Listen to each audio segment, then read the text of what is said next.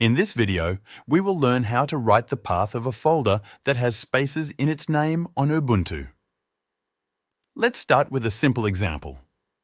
Imagine you have a folder called My Documents inside your home folder.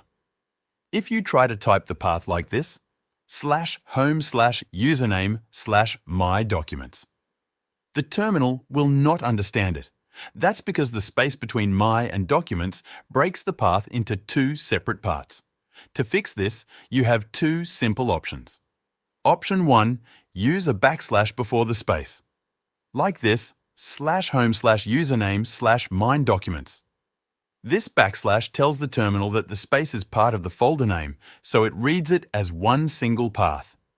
Option 2, use quotation marks around the whole path.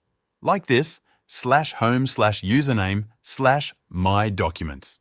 When you wrap the path in quotes, the terminal knows to treat the entire string as one path, even with spaces inside. You can use either single quotes or double quotes. Both work the same way.